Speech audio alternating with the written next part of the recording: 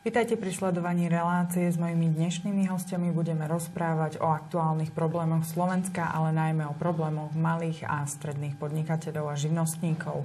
Mojimi hostiami sú štátny tajomník Ministerstva dopravy, výstavby a regionálneho rozvoja Ján Hudacký. Dobrý deň, prajem. Dobrý deň. A Cyril Klobušovský, je to podpredseda Slovenskej živnostenskej komory. Vítajte u nás v štúdiu. Ďakujem pekne, dobrý deň. Dobrý deň, prajem. Páni, najskôr budeme ale hovoriť v globále možno o vašom ministerstve a o gestii, ktorú pokrýva, to je cestovný ruch. Pán štátny tajomník, skúste nám povedať, čo všetko urobilo ministerstvo v oblasti cestovného ruchu a najmä v oblasti nášho regiónu. Ako pomohlo, alebo ako sa snaží pomáhať cestovnému ruchu a najmä podnikateľom, ktorí podnikajú v tejto oblasti v našom regióne. Áno. Ďakujem pekne za otázku. Ja si myslím, že naše ministerstvo poprvýkrát prevzalo vlastne kompetenciu cestovného ruchu. Vidíme to ako veľmi dobré spojenie vzhľadom na to, že Ministerstvo dopravy, výstavby regionálneho rozvoja sa venuje predovšetkým tvorbe cestnej dopravnej infraštruktúry.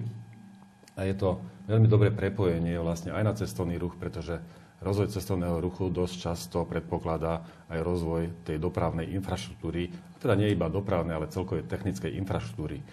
Preto sme radi, že sa nám podarilo vlastne dostať do kompetencií ministerstva aj túto oblasť. Určite my sme mali záujem vytvoriť predovšetkým jasné systémové predpoklady pre ďalší rozvoj cestovného ruchu. Čo to znamená? Prišli sme s novelou zákona o podpore cestovného ruchu, ktorý vlastne vytvára také stimuly pre spájanie sa všetkých subjektov, ktoré nejakým spôsobom či už ovplyvňujú alebo podnikajú v cestovnom ruchu. To znamená miestnu regionálnu samosprávu, podnikateľov v tejto oblasti cestovného ruchu. A vytvárame tak, alebo dali sme predpoklady na vytváranie takých krajských združení pre rozvoj cestovného ruchu s tým, že štát tam v rámci tohto zákona môže prispievať finančnými stimulmi pre tieto krajské organizácie cestovného ruchu. Všetko sa to odvíja potom od počtu prenocovaní. Je tam hranica 50 000 prenocovaní, kedy vlastne môže takáto krajská organizácia, vlastne takéto krajské združenie požiadať aj štát o taký istý objem zdrojov vlastne do takéhoto balíka, do takéhoto fondu, ktorý môže potom táto krajská organizácia pomôcť rozvíjať, alebo môže tejto krajskej organizácii pomôcť rozvíjať všetky tie aktivity, ktoré má naplánované v konkrétnom území pre rozvoj cestovného ruchu. Takže toto je taký základ, aby vlastne aj tie krajské organizácie boli, a teda konkrétni podnikatelia v cestovnom ruchu boli priamo nejak stimulovaní na vytváraní aj tej nevyhnutnej infraštruktúry, čiže nie len v podstate ubytovacích kapacít, stravovacích kapacít, ale vlastne ďalších takýchto komplexných zariadení ako na športovanie, na relax. V podstate chceme, aby vlastne sme rozvíjali povedzme ďalšiu tú tzv. Dopravnú infraštruktúru v cestovnom ruchu, takú dodatočnú, povedzme ako sú cyklotrasy, ako sú turistické chodníky. Jednoducho je treba, aby povedzme tie priestory, kde chceme pozývať ľudí, návštevníkov, turistov, aby boli čisté, aby boli vypratané. Aby jednoducho to stimulovalo aj týchto návštevníkov prísť ešte raz na toto isté miesto, že sa cítia dobre. Aby vytvárali potom takéto krajské združenia balíky služieb.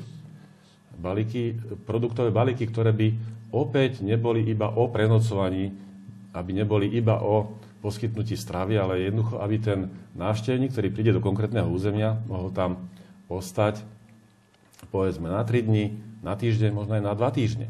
Ale aby bolo dobre o neho postarané na celé toto obdobie, to znamená, aby skutočne mohol vychutnať si celý ten región, keď už príde povedzme na jedno miesto. Takisto máme záujem, aby sa tí podnikatelia v cestovnom ruchu dostali k finančným zdrojom pre rozvoj práve takéto infraštruktúry, ktoré vlastne skomplexní služby. Aj preto sme prišli s výzvou cez operačný program Konkurencieschopnosť a hospodársky rast vlastne pre podporu podnikateľských aktivít v cestovnom ruchu. Momentálne tá výzva je aktuálna a podnikatelia v cestovnom ruchu môžu vlastne požiadať o takéto zdroje.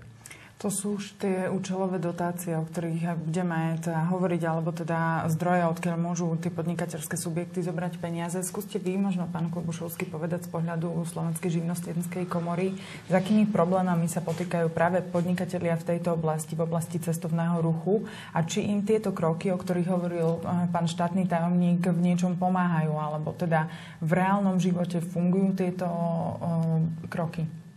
Budem hovoriť komplexne za celú živnostenskú komoru, ako to vnímame, ako vnímajú naši zastupcovia v jednotlivých okresoch a krajoch celé to podnikateľské prostredie. Je treba povedať, že v globále celé podnikateľské prostredie sa zhoršilo.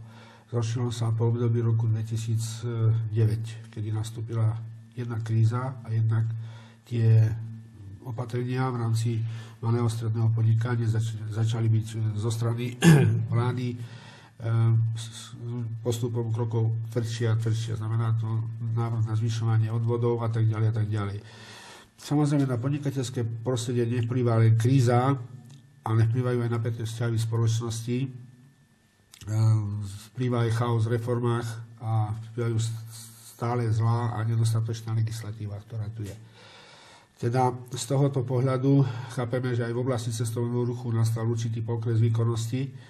Je to logické, aj keď v posledných rokoch sú snahy, vidíme snahy najmä vplyvom ministerstva dopravy a ministerstva životného prostredia, že sa začínajú trošku lámať ľady, podpory v oblasti cestovného ruchu.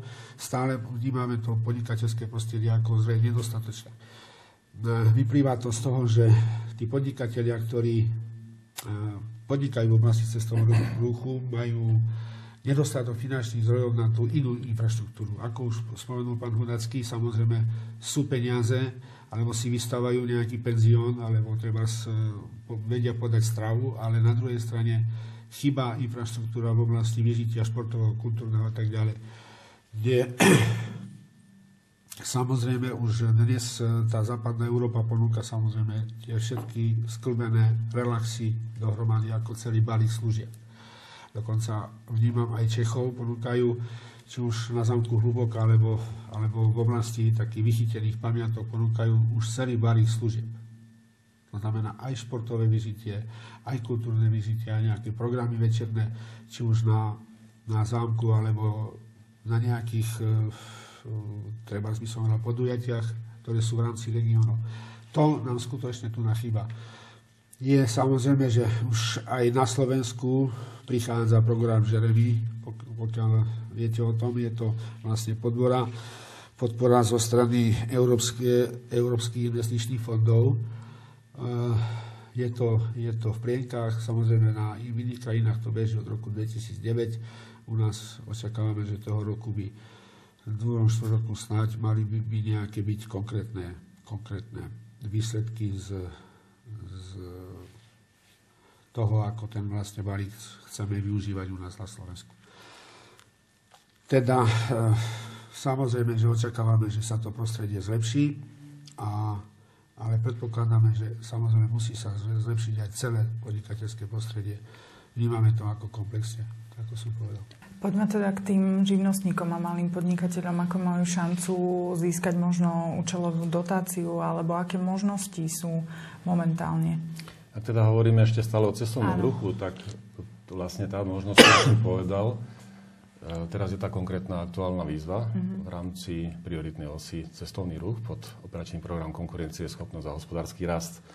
V tom balíku je 36 miliónov eur, takže je to dostatočný balík, myslím, na to, aby vlastne tí podnikatelia, ktorí podnikajú v cestovnom ruchu a chcú skomplexniť tie služby, ako sme tu hovorili, čo je podmienka preto, aby ten návštevník prišiel nie na jednu noc, respektíve iba na jeden deň, ani neprespí tam, aby sme ho zdržali dlhšie v podstate, aby mohol si vychutnať, hovorím, tie krásy prírody, tú geografiu Slovenska, ale aj kultúrne a ten kultúrny a historický potenciál, ktorý tu máme, aj na východe Slovenska, Vysoké Tatry a ďalšie skvosty, potrebujeme, aby tí podnikatelia vedeli poskytnúť komplexné služby, to znamená ubytovanie, stravovanie,